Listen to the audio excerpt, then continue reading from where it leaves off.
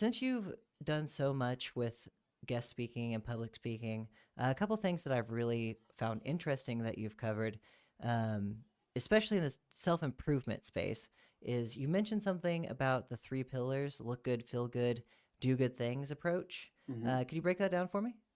Yeah, sure. So basically, look good, feel good, and do great things are essentially like the three phases of my coaching.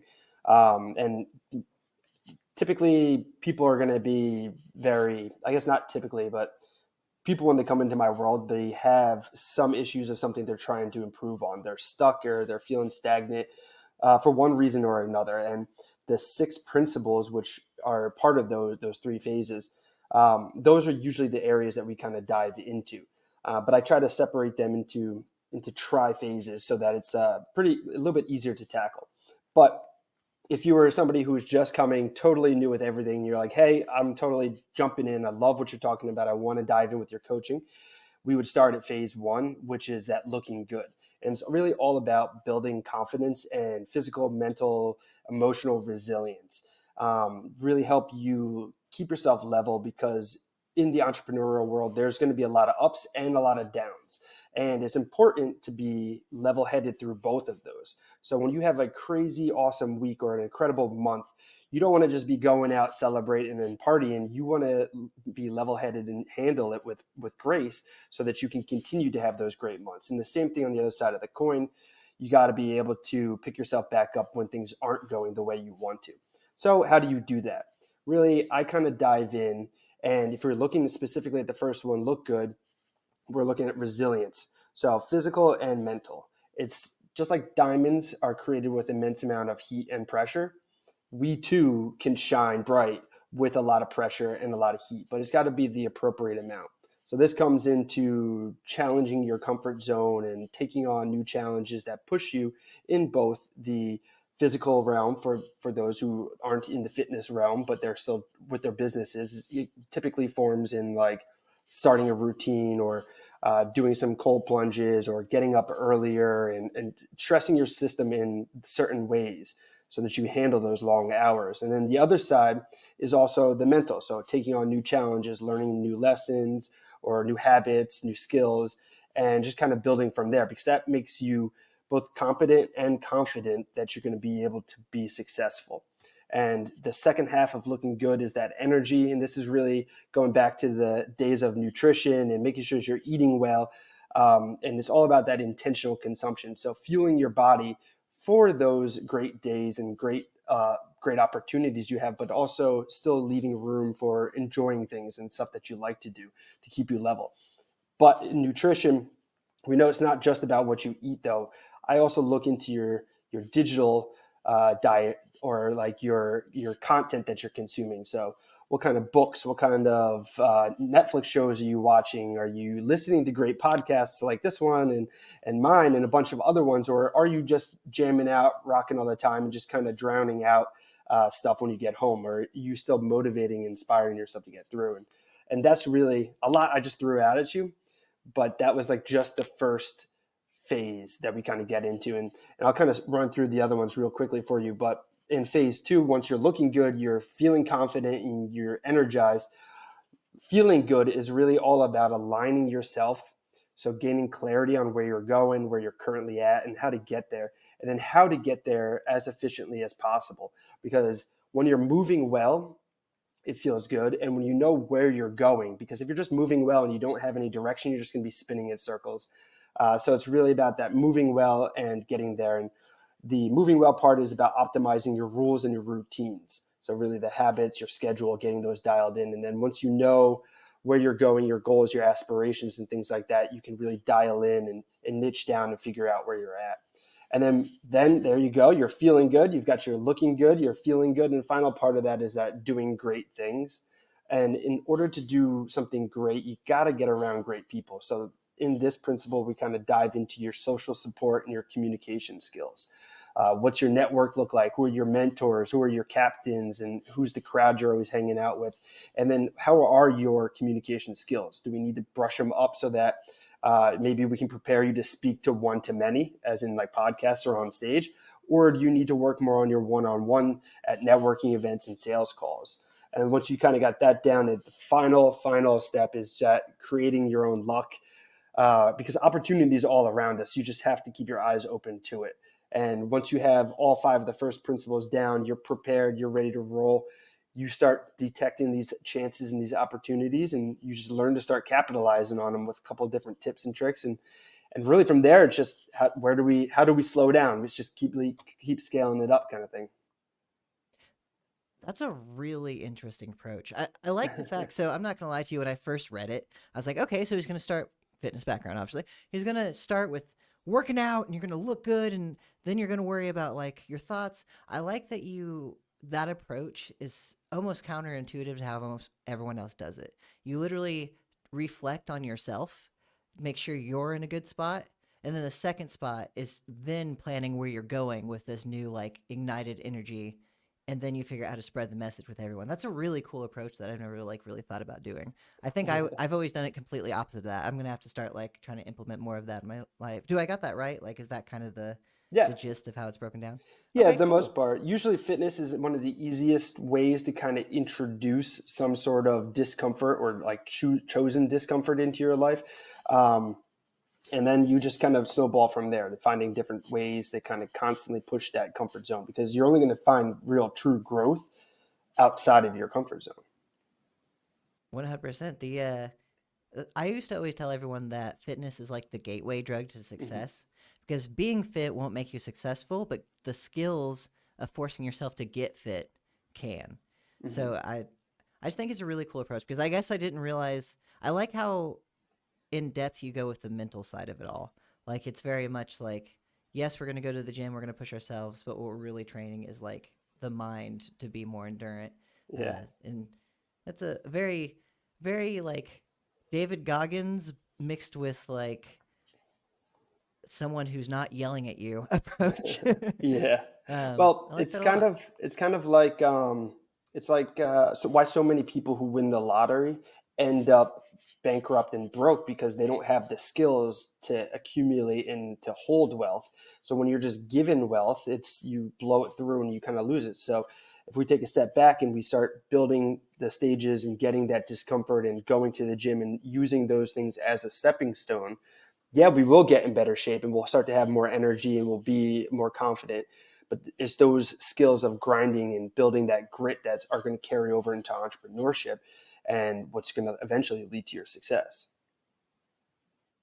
I think another thing that you touch on a lot that I really like is, and I'm sure this leads into it because that mental grit's going to hold on to it. I don't know about you, but the fitness industry, you've been in it before too. Um, it's constantly throwing curveballs at you. Like you said, there's up days, there's down days, but those down days might be like months, and the up days might be a day.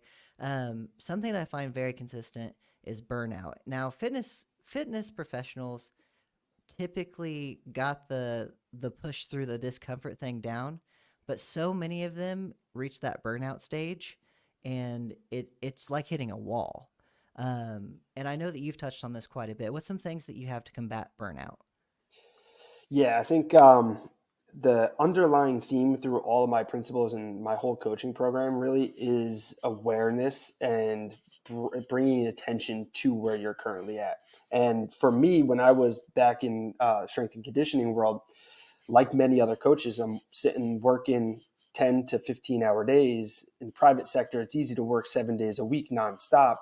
And while I was doing that, I was making decent money, but I was losing a lot of relationships and my own personal health, and a lot of things were falling apart around me. And because I was just chasing that financial goal, it continuously got pushed back. So then I was always an inch or one session away or one more week away from, okay, then I'll take a break. And it just kind of kept pushing until some crazy events had happened. I ended up losing my father, and I'm sitting around, I'm trying to regather my life. And I'm like, okay, well, what's worked for me in the past? And it's like, okay, developing different seasons, going back to my athletics and background. And okay, you've got your preseason, you've got your off season, you've got your in season.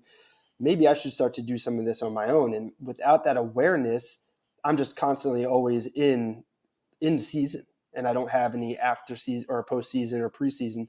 So then I'm constantly burnt out. And once I kind of made that little switch, I start setting these deadlines for myself. Like, okay, yeah, it's cool. I want to hit 50 sessions this pay period or whatever it may be. But okay, afterwards, let me take a break. Let me assess what was well, what helped me, and what might have hindered me and slowed me down. So then I can learn and then eventually make a better game plan the second time around. Living my life in these different seasons really helps me plan out, strategize, and then execute and then learn from my failures and setbacks. If anybody ever says that they're never failed or never had a setback, they're totally lying, because we're constantly failing. It's if you can learn from those failures is what's going to help you look more successful and actually be more successful. I think I think it was yesterday or the day before that. I was actually having a conversation about this and how if people can get the idea of like sucking at something or failing at something away from the concept of it being bad, like if we can just throw away that notion of like I suck at this, that's a bad thing. I think as a society we just skyrocket because everyone who can just sit there and look at what they've done and be like, okay, this is what I did. This is what well, man, I sucked at that thing, and then just go chase getting better at that thing, like opens up a whole world of opportunities. And you're 100% right too. Like with any business, you're constantly chasing that next big milestone, constantly like, I need to make it to the peak of this mountain. And as soon as I get to the, I think it's called the what if fallacy, as soon as I get to that next client, I'll finally be okay and I can relax. But it's kind of like any other mountain. When you get to the top, you just realize there's even taller mountains on the top of that one. Now you're trying to get on top of that one. It's just never ending cycle.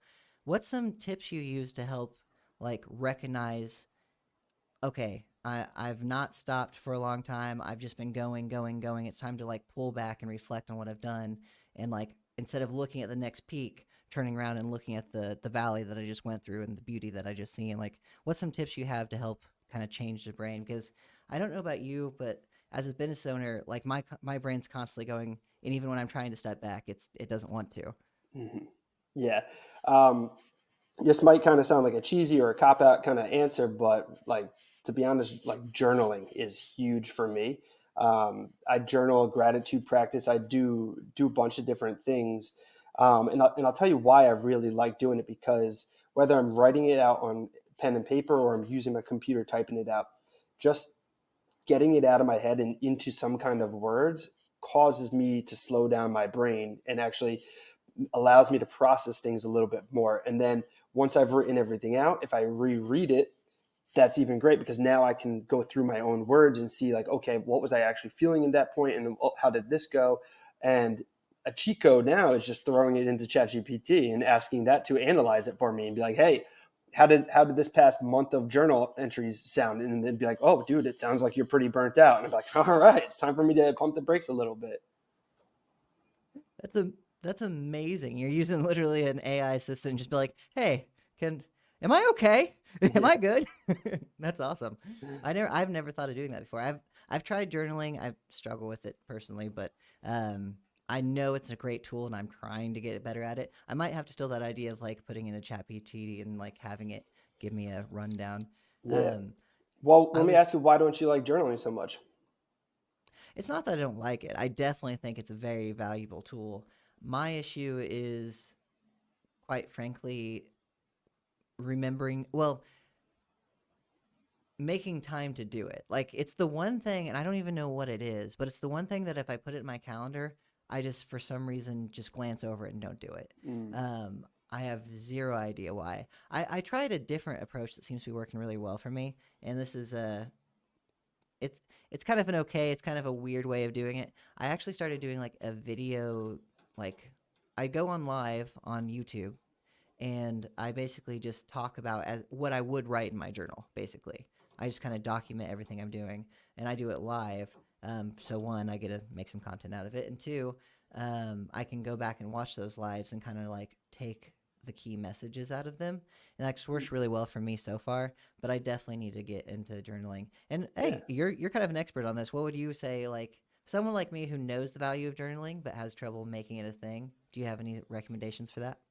Yeah, I mean, if it's like the time kind of crunch for you, what I like to do between events or between like coaching calls and stuff like that, I'll just either just talk it into a voice memo on my phone, and then just have all that, because now it like instantly transcribes and things. And but I just take everything and I just throw it into AI, and I'm like, hey, consolidate this, summarize like all my notes from today, my coaching calls. How did I sound on my coaching calls? Did I sound like a good? Am I like providing enough advice? Am I inputting myself too much? But I would just say, yeah, voice memo some way you can. Like, it sounds like you're great with the YouTube there. It's perfect, because then you document it and you can reflect on it. Is most of your coaching done through group settings, or do you do a lot of one-on-one? How do you normally do it?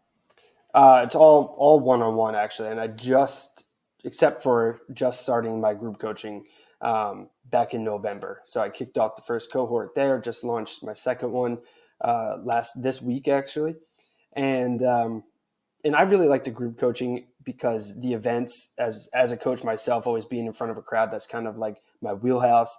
So kind of bringing that in, reintroducing that, is allowing me to kind of now take on new clients to work with, and new problems, and it's new challenges. And I'm being an adversity drive that really motivates me and kind of fuels me to continue going to the next level. I I'm kind of glad that we're branching into this conversation because something I'm really working on and something I know that you talked about was building a network to avoid isolation. Like working online, working as a business coach, like it's a very lonely job, just like you talked about in the beginning, where you just work these long hours. You feel like you're by yourself. Yes, you're talking to clients all the time, but it's not like real deep like relationships and stuff like that. And I just recently started working on building a network of fit pros, which it's called Real Talk with Real Fit Pros. Literally, we all get together, talk about what's working in business, or just try to connect with people and make sure everyone knows, like, hey, you're not alone in this. Like, yes, it sucks, but you're not alone. But it's not. I found it to be a lot harder than I thought it would be. Do you have any tips for like um, building those kind of networks, building those kind of connections, things along those lines? Because I know group coaching is starting to be on the rise. So any tips like that would be very appreciated. Yeah, I mean, anytime I'm kind of talking about networking or community building, I often refer back to my team triangle. And if you were to just kind of picture one triangle, it's got a mini triangle at the top. Next level down, you got three triangles. And the bottom layer there, you've got five triangles. I try to identify at the top my coach. So, who's my mentor, my role model, the person that I can learn from and reflect after. It's got to be somebody who's got something that I'm looking to achieve, or at least work towards. So then I can start to mimic and take some of their things and then make them uniquely mine. And then once I have a coach, then I look at my captains. So who are the three guys or girls or individuals that I can really rely on to keep me motivated, but then also to collaborate with. So if other people who are in the similar world as me, are there other coaches that I can kind of team up to do a challenge, or work together to do an event, or host a seminar or a workshop where we can cross pollinate our audiences together, and we're not going to necessarily be competing back and forth, and we look at it as like a collaboration instead of a competition. So these are the captains that you can lean on. Like, you'll participate in a lot of their programs and their activities. They'll do the same for you. And then the final tier is your five biggest crowd fans. So these are your people who are cheering at you on the sideline. They might not be able to make it to all your events, but they're definitely sharing your content and uh, commenting and engaging on it and things like that. And having that idea of who those individuals are, then kind of tapping into them anytime there is different events and things that I'm trying to grow. Don't go into necessarily asking them to make sales for me, but asking them for like introductions, like, oh, who do you know from Bible study that's been doing different things, or who do you know who do you used to play college football with? Like, have you kept in touch with any of your buddies from then? And then just kind of cross pollinate and be like, oh, that person sounds interesting. I'd love to have a conversation with them. And then it's just looking to genuinely build connections and relationships. I'm not looking to go sell something to these individuals. I'm just being like, hey, my buddy Mike said you were cool. You were great at dodgeball in high school. Like, what was it like growing up with so and so? And then just kind of having a genuine conversation, and then keeping up with what they're doing, always offering some kind of help or guidance, or can I connect you with anybody? Is there any projects that you're working on that I might be able to promote or do something?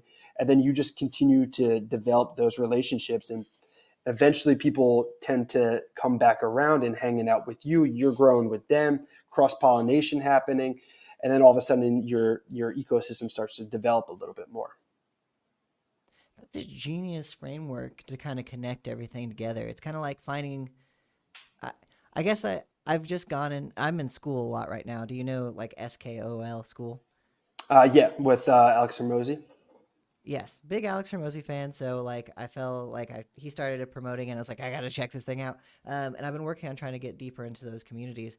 And I think subconsciously I've been doing something kind of similar to that. But I like that you have a very like actionable framework for that. Basically, find the person that you can learn from, find the people that are on your level, and then find the people that like support you, and then just go all in on those people. Um, I think you just like saved me a lot of work. Like that one little clip right there. I think that's getting clipped for sure. That's awesome.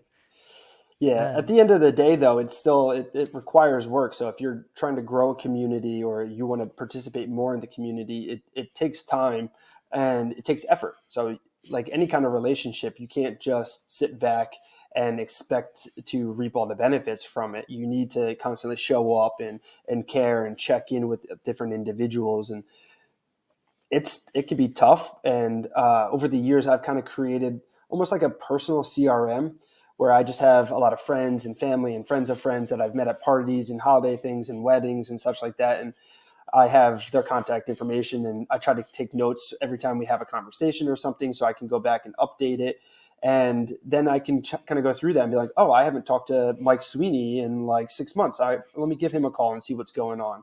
And then just checking in with him if there's anything that I can help with, ask for different referrals, share what I've got going on. And then my projects are now top of mind for him. So if he does talk to somebody else, be like, oh, my buddy Rob is doing this cool thing. You should connect with him. He's always looking to connect with cool people. And then it just becomes a snowball effect. did you ever do this like approach in actual in person kind of networks like a BNI? I don't know if you're familiar with that. Have you Yeah, ever I'm joined familiar. anything along those lines? There's, I mean, where I'm at located, there's a couple BNI groups around with the different surrounding towns, and there's a bunch of entrepreneurial groups and different friend groups. And I try to do the best that I can bouncing around. Like later after this podcast, I'm heading over to one of my buddies' 2 year anniversary for kicking off his insurance agency, and he's going to have a big party, and he's kind of got his own community, so it's good to go and show up and kind of chime in and provide any kind of value I can. And then I've got my other buddy with his personal development community locally, and he's doing a speaker school right now, so I go and I offer a little bit of help and assistance any way I can, and just showing face and touching base and providing value whenever I can. That's really cool. I find that now that everything is going more and more towards online, like those in person meetings and like actually just popping in to say hi to people whenever you can, like that is getting to be more and more impactful.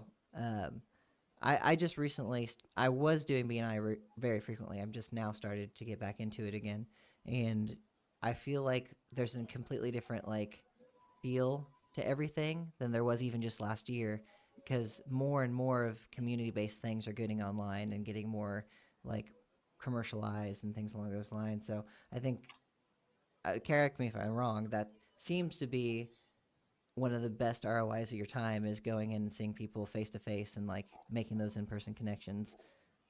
Oh yeah, and well, even in the online world too, like you can. It's not the same as a face to face in person kind of connection, but like when you're in like chat groups and stuff, I'm not as 100% familiar with school, but I know like Instagram, Facebook groups. Instagram's got like the channels and things.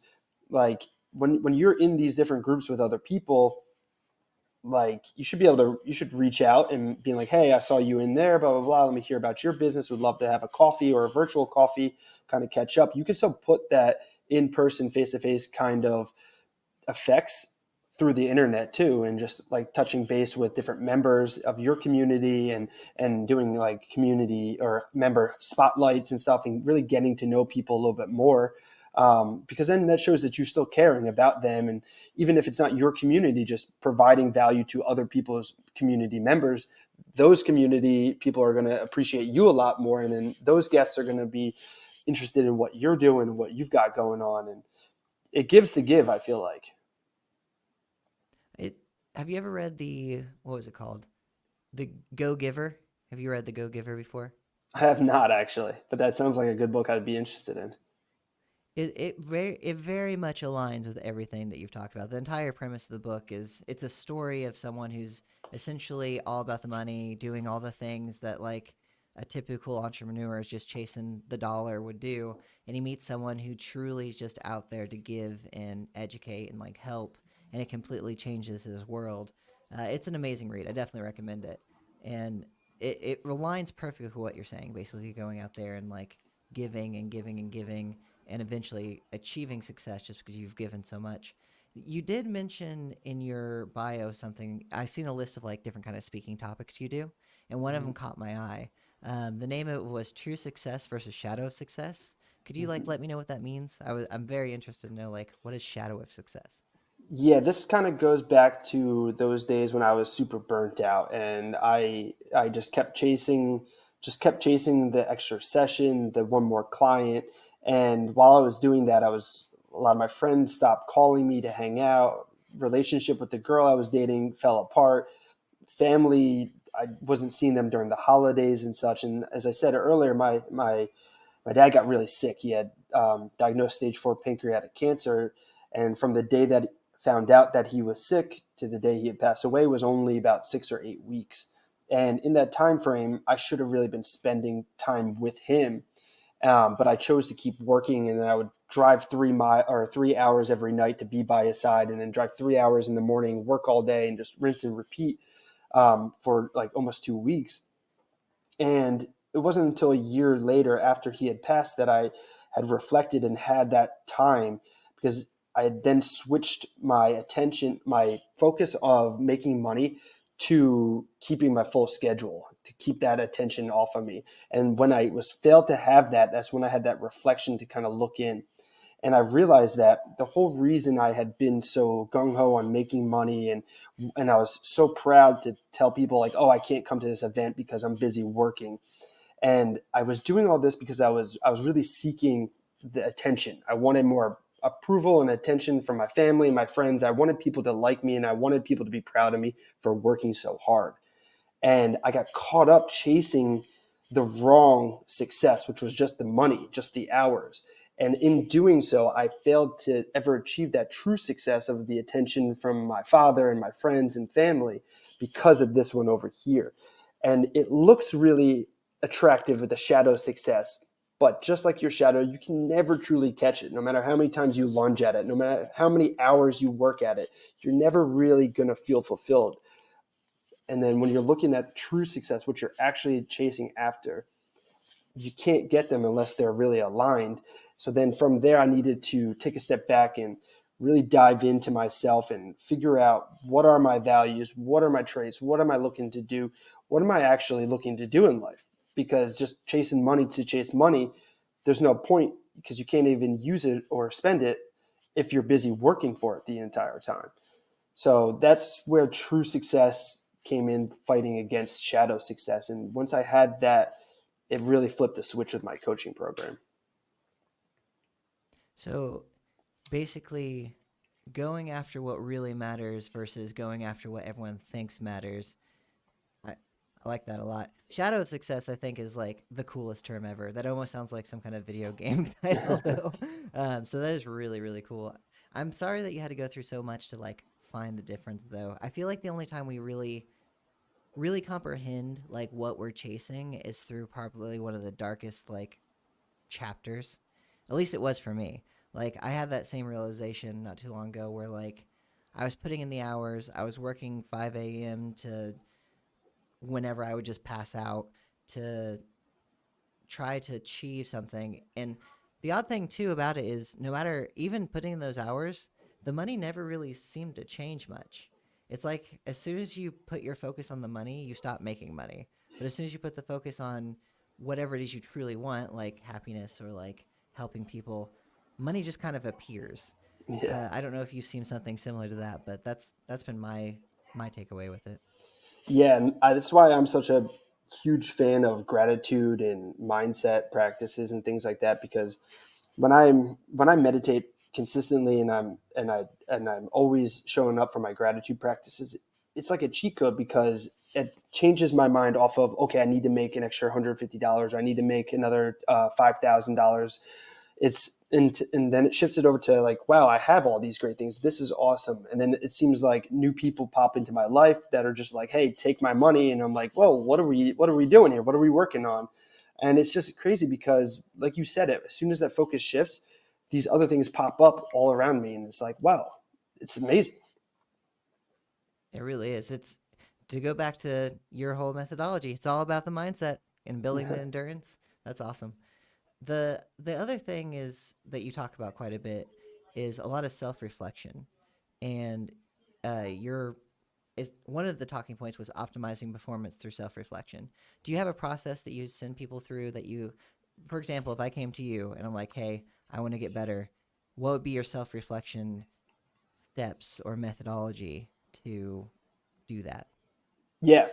So that's really going to pop up in principle number 3 for me, which is all about that gaining clarity and understanding. And I've run them through my framework of my Pirates flag. So I'm a big fan of acronyms, first of all, and I'm an even bigger fan of the Pirates of the Caribbean. So when I was Mm-hmm. kind of working through these things and I was doing a lot of internal reflection on myself, I realized that the things that you need to focus on when you're kind of lost and you need a little bit of direction, spell out the word flag. And for me, the first letter F is foundational values. So what do I truly hold important? And figuring out like what are my core values, because in business they always talk about identifying core values, and I was like, okay, well, I don't even know what that means, and I had to dig in and I had to like do a lot of research and really looking in. And that first letter F can be pretty daunting if you haven't been in this world before. So it takes a lot of time, a lot of energy. So once you kind of have that nailed down, or at least loosely nailed down, then we can move into the next letter, which is L. And L is lifestyle traits. This one's a little more fun. It's a little more lighthearted. It's okay. Now we got to get to identify what makes us unique. What kind of car do we drive, or what's our dream car? What kind of TV shows do we like to watch, and what's our favorite color? What kind of foods do we really like to eat, and like vacation spots? And it's fun to kind of think about these different things, but then when you come back and you ask like, okay, well, why are these things your favorite, or why do you like these things? For example, I drive a Jeep Wrangler. I'm currently on like my third Jeep Wrangler. I've only ever driven Jeep my entire life. And I'm like, okay, well, why? And I'm like, okay, well, they can be pretty rugged, they can be fun, they're very customizable, they're there can be, you can go off-roading and stuff like that. And to me, that's a little bit of a reflection of myself. I like to play contact sports, but I also like doing a bunch of other things. And I like to be unique to myself, that customization, but I can also be fun at the beach or running around in the woods, whatever it may be. So that helps me. And then another one is like my favorite color. My favorite color is red. All right. Well, why? Why do I like red? To me, it shows, it could be anger, it could be aggression. It's kind of a cool, sharp color, but at the same time, it also means love and passion. And I feel like that really embodies me, who I am. So I can be very passionate about the things that I dive into. I can be tough and rugged if I need to in different situations, and that really helps me understand different traits about myself. And once you have your foundational values down, you've got your lifestyle traits down. Now it's time to move into A, which are your aspirational goals. So where do you want to go? Where are you currently at, and why do you want to get to these other things? Like, what are you trying to strive for? Do you want to have $1 billion business, or are you just making enough money where you want to be able to travel on the weekends to go to different places and do different things? Because if you don't have that kind of destination point, you're just kind of wandering around. So just getting it loosely, and a good way to set that up is that typical 10, 5, 3, 1 year kind of goals. You can break those down into what I call leads and lag measurements, which I learned from a great book called 4 Disciplines of Execution, and just setting those metrics up so then you can go to knock those down and move forward. And then once you've got your values, you know your lifestyle traits that make you unique, you know where you're trying to go. The last letter G is growth opportunities. and where you kind of dive in now that you've done the other work. It's okay, what are our strengths in business and personal life? What are maybe some growth opportunities, and can we work on those opportunities, or do we need to delegate out? And that's something new to me this year. I needed to hire a team of virtual assistants to help me with my podcast, to help me with social media, just because I was lacking the time to put in some of that creative, because I'm not as creative as I'd like to be. So I need someone else's help who can put an external eye or a different perspective on different artwork and creatives and things like that for me. And then voila, you've got your pirate's flag. You can wave that high, and then you know exactly who you are and where you're going. That is a way better framework than one I used. I'm telling you right now. I'm definitely going to be clipping that and using that now. And my framework is like, man, I suck. How could I suck less? We're gonna break this down. That's far less pessimistic. I like it. You should add in like once people has completed their pilot flag, like send them a pirate flag that has your Yeah. logo on it or something. That'd be awesome. I would definitely Yeah. like rep that in the background. That'd be really cool. Nice. Um, so you mentioned getting VAs and stuff like that. That's something that I've heard a lot of people working on getting. Did you have a lot of trouble finding them, or was it pretty easy, or how did you find your VAs? I guess I was pretty lucky because I had been in a couple of different online groups back at early 2020 when everybody was jumping online. And a couple of friends in there, they were talking about their assistants and such. So I just kind of tapped in and used some of their connections. So for me, finding them was pretty easy. The people I work with, I could probably find cheaper people, but I feel trusted. I feel good with these individuals. So it's a team of 4 people, and they kind of got me covered in a lot of different areas: the tech, the creative, a lot of stuff like the stats kind of gathering. So it really helps a lot. That's awesome. You definitely did luck out there. I've heard so many horror stories of trying to find VAs or getting VAs and then like not getting what you thought you were getting with the VA. So that's uh, definitely lucky there. So something else that I wanted to cover before we hop off here is how people can get a hold of you. I know you're trying to get on other podcasts. You're doing some more talking engagements. What's the best way for people to get a hold of you and like get more of your content? Yeah, the easiest place to kind of check out what I've got going on, and or just to say hi to me is social media. Instagram and LinkedIn is where I typically hang out, and my handle is just Rob Tracz, just my name, first and last. Or also my podcast over at survivingthesidehustle.com. Awesome. Well, all that will be linked below. Thank you so much for joining me today, Rob, and I hope you enjoy the rest of your day. Hey, Josh, thank you so much for having me.